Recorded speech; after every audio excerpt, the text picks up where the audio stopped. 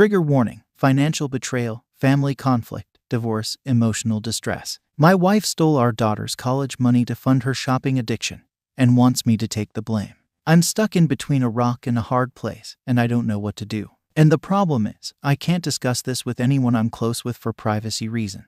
I've been with my wife Andrea and my stepdaughter Cassie for 8 years now. I love them both to end.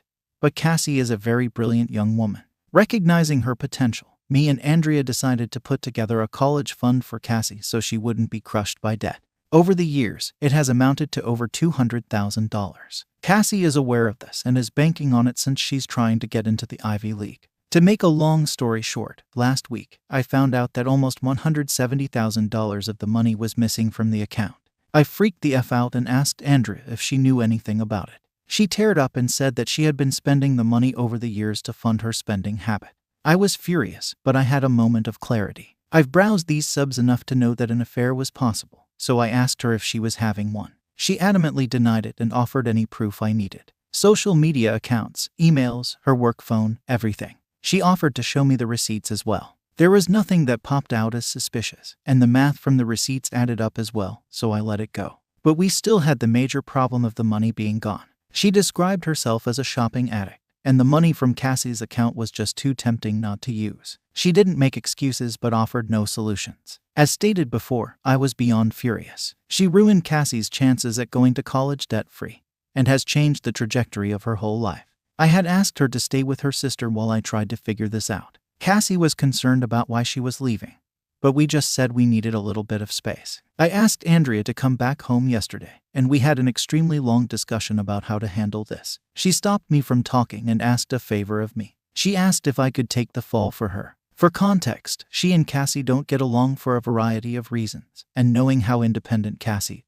she will probably leave right after college, if not during. In fact, me and Cassie get along very well, and she comes to me for a lot of her issues. Andrea fears this will permanently drive Cassie away, and she doesn't want to lose her. I told her that before we even talked about that, she needed to acknowledge her mistake and own it. She needed to go to individual therapy. We needed couples counseling. She needed to find a shopaholic support group, and I would be controlling the finances from now on. She said those terms were steep but fair. I said she needed to tell Cassie what she did, apologize, and hope for the best. She refused and said she could never lose Cassie. She said I could survive the mistake, but she couldn't. I told her that in order to even consider me taking the fall, she needed to agree to my terms. I don't know what the hell to do. The last thing I want to do is lie to Cassie, but I don't want Andrea and Cassie to split up forever. And the worst part about this whole thing is that Cassie's life is ruined either way. And I don't know how to replenish the money other than maybe borrowing from my 401k. Reddit, do you have any suggestions? Divorce is always an option.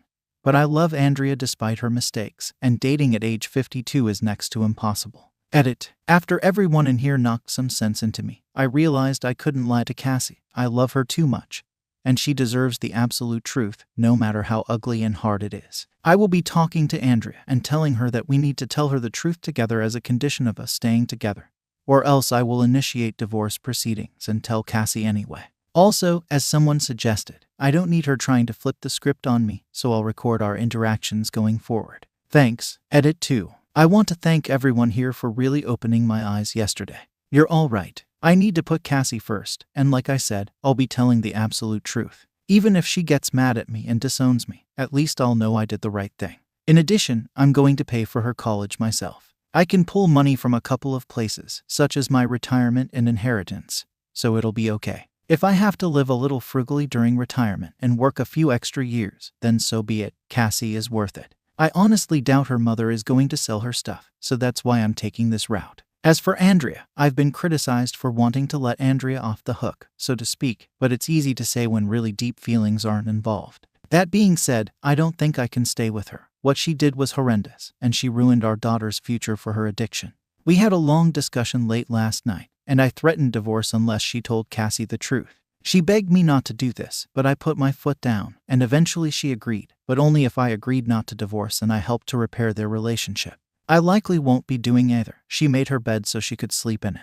So if I have to update, I'll probably just make a whole new post. Thanks a lot, guys. Relevant comments. How could you not have noticed? Weren't you getting a 1099 and noticing less interest? To answer your question, I had really nothing to do with the account other than contributing money. I just took her word for it. She showed me statements from time to time, so I had no reason to suspect anything. Plus, we have separate finances, except for a joint account for household expenditures and bills. Although Cassie is my daughter, officially I'm only my stepdad, so Andrea handles all matters related to her finances unless Cassie asks me for something directly. Also, I wasn't the lone contributor. Her grandparents on both sides contributed, as well as my own parents. I only discovered what was going on when my wife left a statement out in the open. I'm now believing she simply pocketed whatever money she got and doctored the statements. I knew the amount that was supposed to be there because a lot of the money came in the beginning. Her grandparents initially contributed $75,000. Mine contributed another $30,000, and the amount that I added over the years. Don't take from your savings to pay Cassie back, take from your wife's. I asked her to take money from her account to pay her back. She said protecting her retirement is important to her and that she could take out a loan since her credit is excellent. Surprisingly enough, she doesn't run up her credit cards. Now I know how. Also, I'm hesitant to do this. I understand everyone wants her to fry for this, and I do too. However, if I'm to stay with Andrea, I don't want her to have to continue working until she's unalive. I would like to enjoy our retirement together. My retirement is very healthy, plus I have a few investments and an inheritance, so I could survive the hit. The most important thing is that Cassie gets to go to whatever school she wants and not have to worry about it. The comments are right. I'm not letting Andrea off the hook. She's going to pay for this, and she will be telling Cassie why Andrea and Cassie don't get along. Andrea is a widow, and Cassie took the passing of her father very hard since she was so young. According to Andrea, a lot of their problems started there out of grief and anger. Then Cassie grew up, and she's developed into a bit of a tomboy. Andrea is a kind of girly girl, and doesn't relate to Cassie dressing up tomboyish. They don't agree on much. Cassie wants to be a physicist, and Andrea wants her to do something that has more money-making potential. Plus, there's the usual teenage daughter and mother strife. They have screaming matches that I have to intervene in. Update. I want to start this by thanking everyone who replied to me in the original post. You all showed me tough love, and I appreciate that. I even appreciate those who were calling me a doormat, because, like I said in the previous post, it woke me up. I won't be staying with Andrea. She's lied and manipulated me and Cassie for far too long for me to stay with her. The fact that she stole from me, Cassie, and Cassie's grandparents makes this as close to unforgivable as it gets. The most wronged party here is Cassie. She has an amazing future ahead of her, and I refuse to let her future go to waste because my wife made such selfish choices. Also, I'd like to take the time to answer some common questions, some of which I answered in the original post, but I'll post them again here so everyone can see them. 1. Over half the money in the account came from Cassie's grandparents, aka Andrea's parents, Cassie's bio dad's parents, and my parents, whom she also calls grandparents. This money came in the beginning, which is why I knew how much was supposed to be in there. 2. I never handled the account. Although I claim Cassie as my daughter, she is only my stepdaughter officially. As such, her mother handles all financial matters related to her.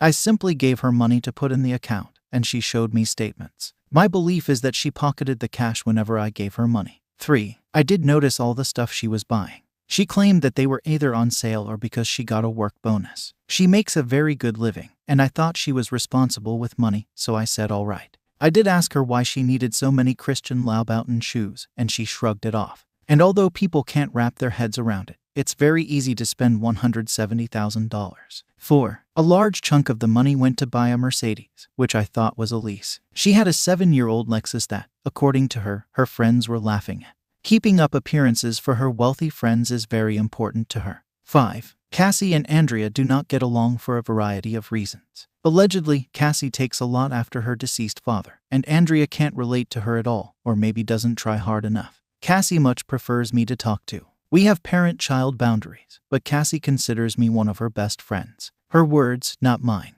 6. I realized taking the fall was her manipulating me, plus it would have opened me up to a crap ton of consequences that I don't need to deal with.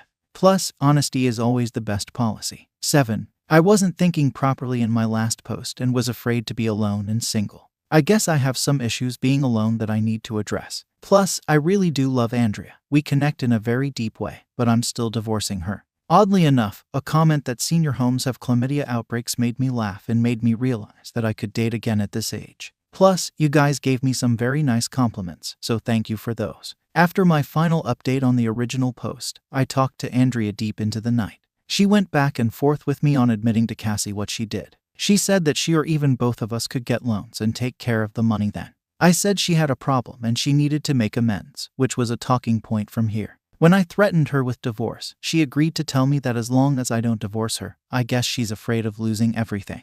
That afternoon, we sat Cassie down and told her the facts. She thought we were just kidding at first, but when she realized we weren't kidding, she got extremely upset. I'll spare you the details, but she and Andrea got into an extremely loud and vicious shouting match. Cassie called her some truly awful names, and Andrea, while she didn't curse at her, tried to defend herself but started getting angry at the names she was being called. They were so loud, the neighbors called the police, and I had to awkwardly explain the situation to them while hoping they didn't think I was some kind of wife beater. Cassie told Andrea that she never wanted to speak to her again and that she never wanted a dime of her money, and she stormed off. I asked Andrea at this point to stay with her sister indefinitely while we gave Cassie and me some space. She didn't want to go. She fought me to stay, but I told her I and Cassie needed time apart from her. So she packed her stuff and went to her sister's house. As for Cassie, she went to her room and locked the door. She let me in after I told her that her mother had left. She cried in my arms and expressed that her future was now ruined. I told her it wasn't,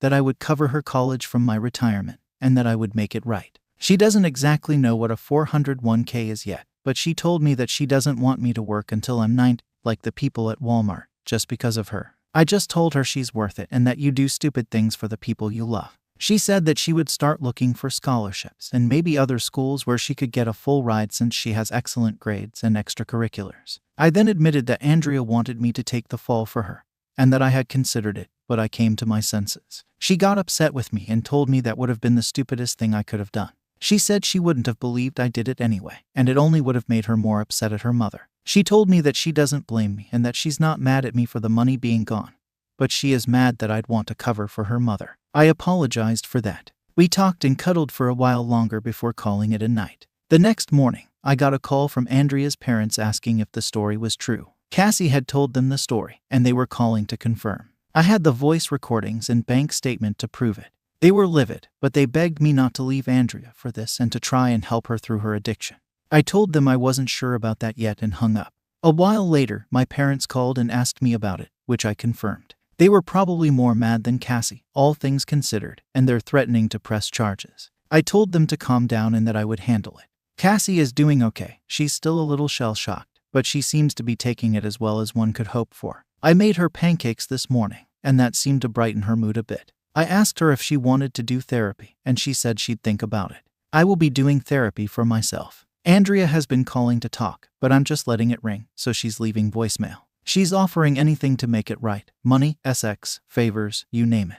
But it's not going to work. I feel horrible for Cassie, especially so close to Christmas. I'm going to get her Billie Eilish tickets since that's her god. It won't make up for it at all, but it could go a long way toward helping her feel better. So that's it for now. I guess I'll update if anything further happens, but I think this is pretty much it. Thanks all, you've been a tremendous help. Edit, I forgot to add that I watch my credit like a hawk, so there was nothing suspicious there, but it's going to be locked. I'll be going to my accountant next week to have Andrea removed from everything meaningful. Life insurance, wills, bank accounts, etc., and I'll be adding Cassie. I've started changing passwords and the like, so Andrea doesn't have access. I'm stringing Andrea along with non-divorce until my accounts are secure. Also, from what I can tell, Cassie's credit is okay, but I'll be doing a deep scan and locking it as well. Edit 2, I can't believe I have to say this, but there are a few people saying it's creepy that I'm cuddling with my daughter. If sitting together with her crying on my shoulder and us talking is considered creepy, then sure, I'm creepy. Leave it to the internet to make things weird, I guess. And no, I don't think I'm some hero. I'm just trying to do the right thing. Relevant comments. Splitting things in the divorce. We have a prenup since she has money as well, so there are no fears there. We have separate finances, and the only major asset we have is the house. I'm willing to buy out her half so I can own it fully. Don't cash in your retirement. Make Andrea sell her stuff. Sorry, I forgot to put it in the post. She doesn't want to sell her stuff and is just offering to get a loan. She shouldn't have a choice but to not sell. You are letting this woman ruin your future. Why is this worth it? The answer is Cassie. She's smart and wise beyond her years in some regards, but still a teenager in many others. She's very proud and has refused her mother's money. I asked her if she wanted the car, and she said no. Asked if she would be okay with her mother paying her back. She said no. Like I said in the post, she wants nothing to do with her mother anymore. And that includes her money. That's probably just anger talking, and I'm hoping cooler heads will prevail. But I think there's a part of her that's embracing the challenge of figuring this out on her own. or at least without her mother's money. As for me, if Andrea wants all that stuff so bad that she's choosing it over us, she can have it.